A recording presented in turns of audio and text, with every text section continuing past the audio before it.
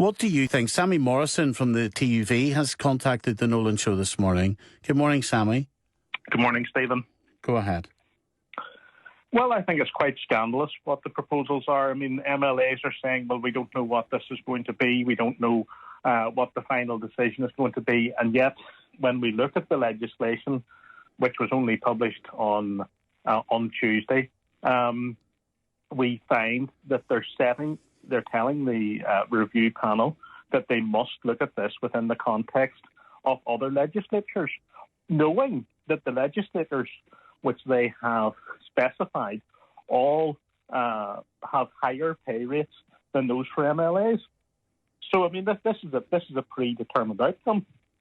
But one thing I would say is that this legislation has only been introduced. We've only had the first reading of it. That means it's just published and it's set out on the Assembly website. I've looked at it for the first time this morning, and I can tell your listeners this morning that as Timothy Gaston was opposing this yesterday, and as he spelled out on your programme, we will be consistent with that, and therefore we'll be moving amendments to that legislation to remove those provisions and to remove the provision which would open the door to former MLAs sitting on the panel. We hope to address those things when we get on to when this comes before the Assembly. But the main parties are all backing it. So, look, the optics of you opposing it, that's what you're wanting to present this morning, but you can't stop it if the main parties who have the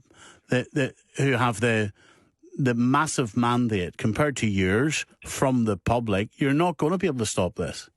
That's true, Stephen, but I did notice last night with interest that while the Alliance Party didn't join us in voting against this the other day in the Assembly, when these issues were put to Naomi Long on Evening Extra, she was very quick to try and distance herself from the idea that they would vote for a massive pay rise. We now know nothing from the legislation. The legislation makes provision for just that.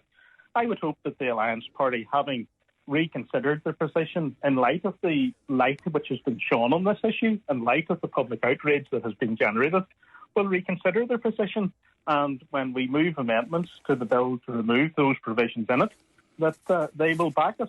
So, maybe an unlikely alliance between herself. What Naomi Long said to Evening Extra is that she does not feel underpaid. She's a minister. She's on a different salary, and she says that that politicians would be unlikely to receive massive pay rises. But we can see that in this legislation that any new future remuneration board would have to have regard to the salaries paid to members of certain other legislators. I am speaking directly to all of those politicians who've proposed that this morning, and I am publicly, directly asking them, so why are you not writing into legislation that every public sector worker here in Northern Ireland, all of those different people, that the law should say there should be the same regard to what people are being paid across the water for all of those professions in Northern Ireland? Why would it be fit and right for politicians, but not for all of the different workers in Northern Ireland? Well, those are fair points. And I think one of the things that should also be raised with those politicians is, well, this is the legislation that you published. This is what you've put down. This is what you're proposing to do. And here's the public reaction to that. Now, this has to go through the legislative process in the Assembly. It has to go through second reading, at which point there's an opportunity to move amendments and to change it. And I would hope that because of the exposure that this issue has received on the media, that MLAs will be embarrassed into voting those amendments through, which will prevent this massive pay rise. Sammy, one thing confuses me about your position this morning and that of your party. What's that? Are you not the party that wants parity with the UK, that wants no Irish Sea border with any differences between Northern Ireland and the rest of the UK? So why are you suggesting now there should be a huge border right down the middle so that people are paid differently here than people in the UK?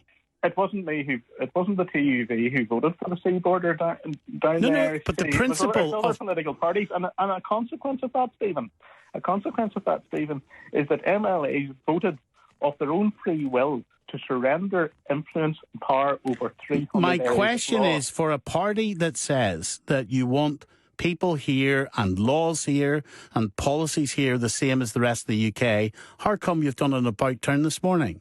No, here's my answer to that, if you let me complete the answer.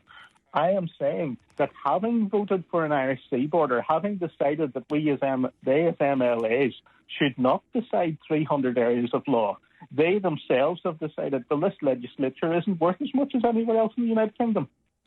And if you're not willing to take on the same responsibilities, if you're not to take on for example, the 60% of the laws governing your economy, we don't want them. We want Brussels to take charge of them. We're happy to be colonial rule takers in that regard. Okay. If you're not prepared to take that responsibility, therefore, you're